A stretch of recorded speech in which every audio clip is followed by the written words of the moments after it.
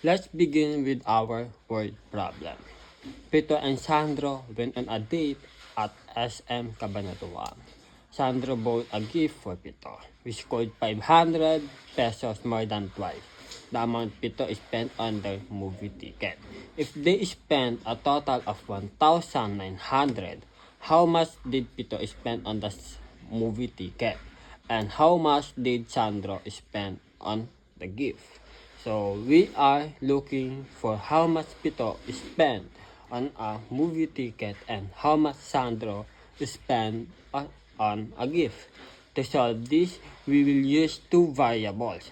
Let's use P spending, Pito spending, and J Sandro spending. We will translate the word problem into two variables, two equations. First, Sandro bought a gift Pito which cost 500, more than twice the amount Pito spent on the movie ticket.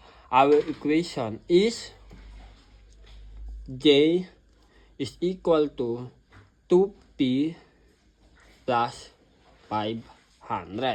Second, they spent a total of 1,900. This gives us our second equation, which is P plus J is equal to 1,900. To find the value of P and J, we will use the substitution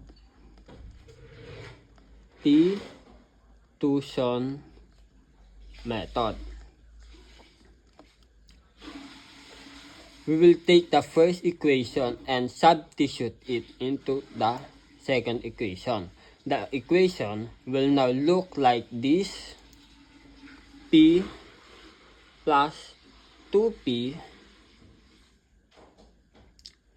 plus 500 is equal to 19.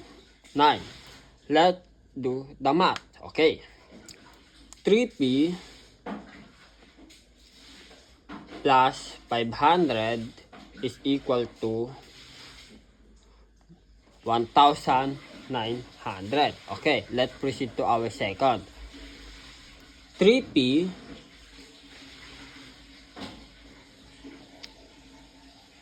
plus 1,900 minus 500.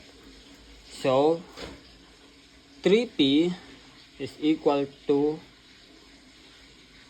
1,400. We will divide into 3, cancel out. P is equal to 466.67. Now that we have the value of P, we can plug it into our first equation to find J. What is J? J is equal to 2 times 466.67 plus 500. Okay. J, 2 times 466.67 is 933.34 plus 500. Okay. J is equal to 9. 933.34 plus 500 is equal to 1,433.34. So, to find the final answer is Pito spent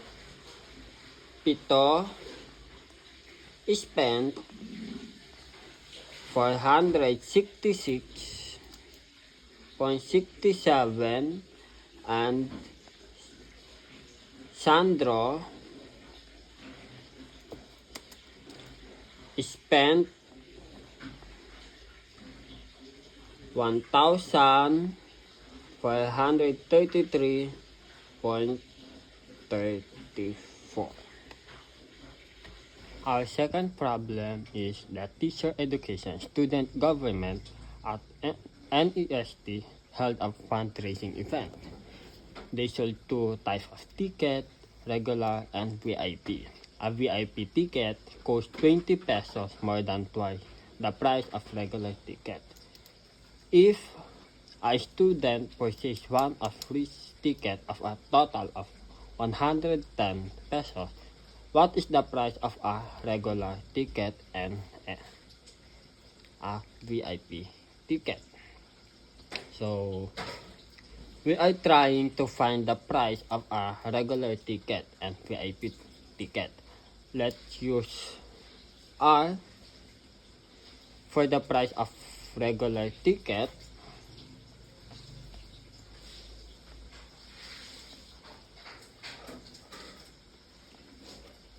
And V for the price of VIP ticket. VIP ticket. Our first sentence state a VIP ticket costs 20 pesos, more than twice the price of a regular ticket. This translates for the equation V is equal to 2R plus 20. The second sentence tells us the one a free ticket costs 110. This gives us our second equation, which is R plus V is equal to 110 pesos. We can use the substitution method to solve this. We will substitute the first equation into the second equation. Then equation is R plus 2R plus 20 is equal to 110. So now let's solve for R. 3R plus 20 is equal to 110. So 3R plus 100 is equal to 110 minus 20 is equal to 3R equals 90. So we can divide into 3, cancel out, 3 is 30. So the price of a regular ticket is 30. So to find the price of VIP ticket, we'll plug R into the first equation. So ito yon, first equation.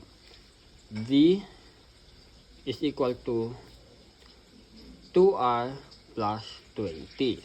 So V is equal to 2 times 30 plus 20. V is equal to 2 times 30 is 60 plus 20. So what is V? Is 80. So the price of VIP ticket is 80. Let's proceed to our problem 3. The governor, vice governor, and secretary are planning a project budget. The governor is allocating 100 pesos less than the vice governor. The secretary is allocating 50 pesos more than the governor. If their total combined allocation is 1,150, how much is each officer allocating? So the problem has three variables: the governor, vice governor, and secretary. We want to find out how much each officer is allocating. Let G for governor and V for vice governor and S for secretary.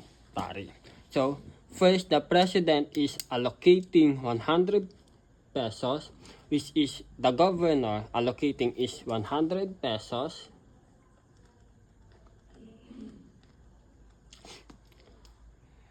Our equation is G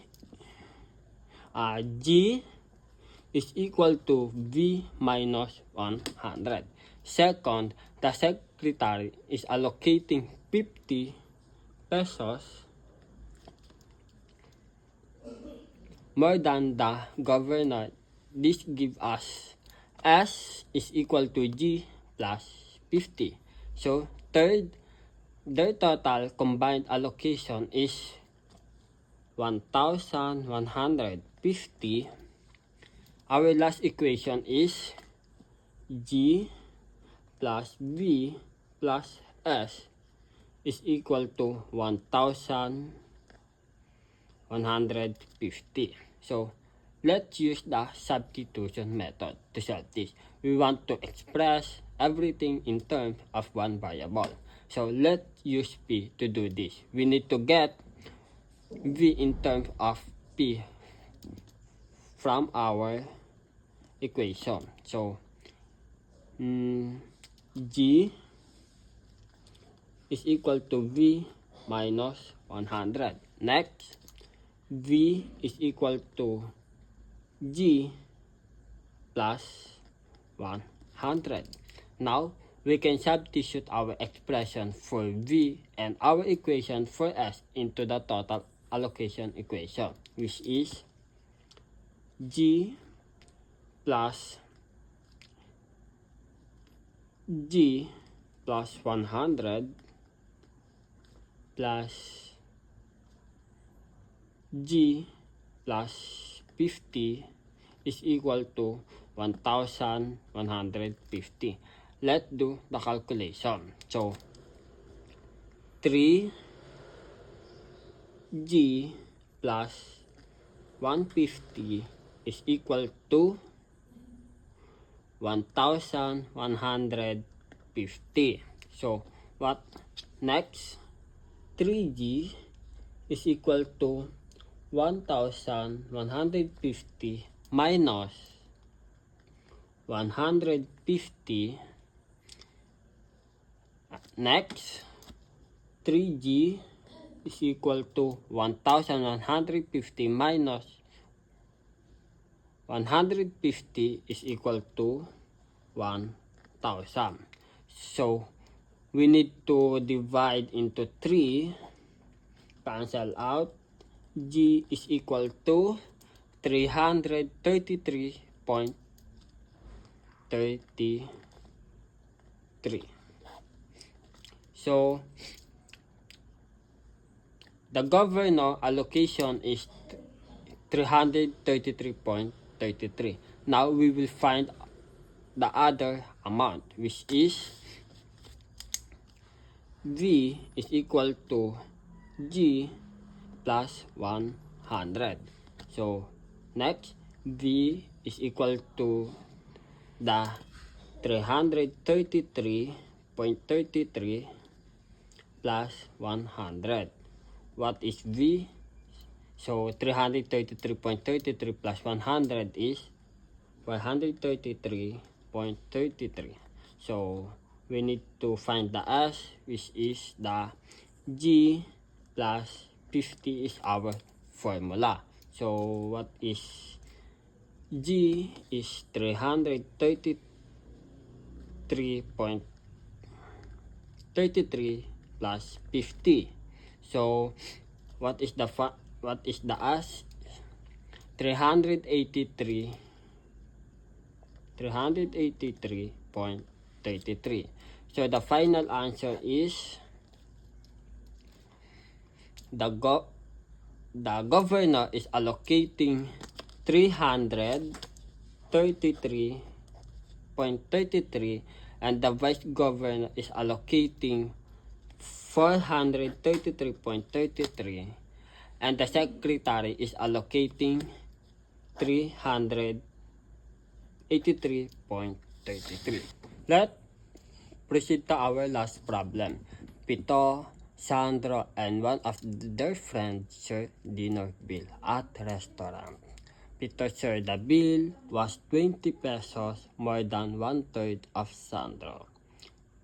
The friend share was 50 pesos, less than the total of Pito and Sandro share combined. If the total bill was 850, what was each person share? So we have three variables, Pito, Sandro, and friend share. Let P for Pito, and let G for Sandro, and let F for friend. So our first equation comes from this statement. Pito's share of the bill was 20 pesos. More than 1/3 Sandro's share. The equation is P is equal to 1/3 G plus 20. Next, we know that the friend share was 50 less than the total of Pito and Sandro shares. This equation is F P plus J minus 50. Finally, the total bill was 850 pesos. Our last equation is P plus G plus F is equal to 850. We will use the substitution method again. Let's substitute the equation for P into the equation for F, which is F is equal to 1/3 J plus 20 plus J minus 50. So what is 1/3 times G plus 20 is 4/3 J minus 30. So now we will substitute the equation for P and F into the total bill equation. So what is the total bill equation? 1 divided by 3 J plus 20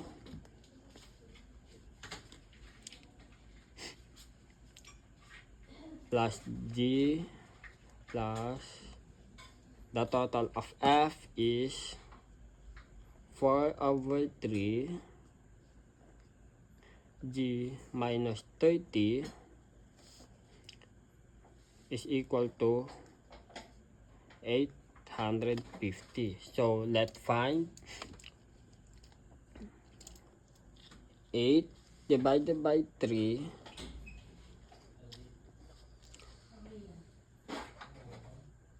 G minus 10 is equal to 850. So we move the 10 into the right side.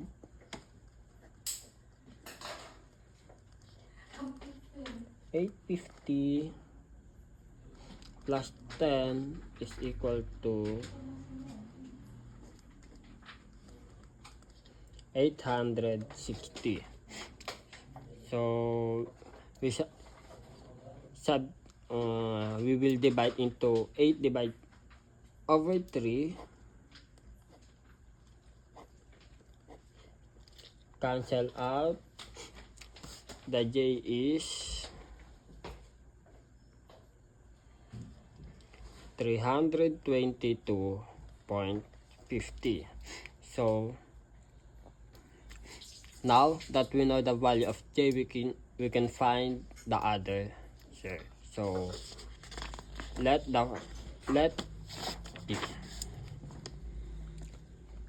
P is 1/3 J plus 20.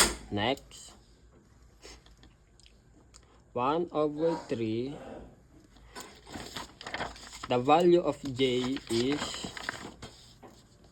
322.50 plus 20. So, what is 1 over 3 times 322.50 is 107.50 plus 20. Next, we need to add 107.50 plus 20 is 127.50. After that, we can use the F. What is F?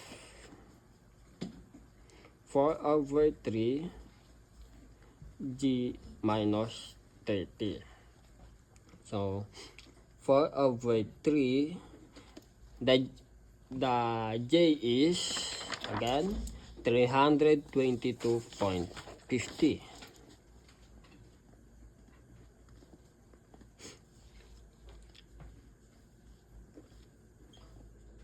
Plus 20.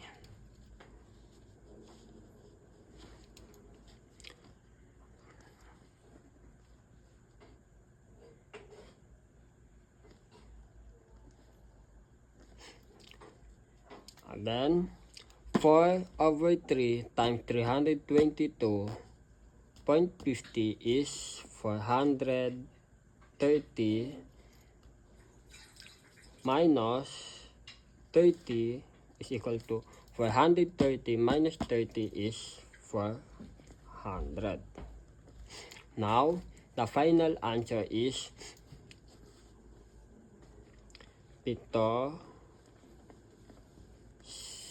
127.50 and Sandro 322.50 and their friend is 400 pesos.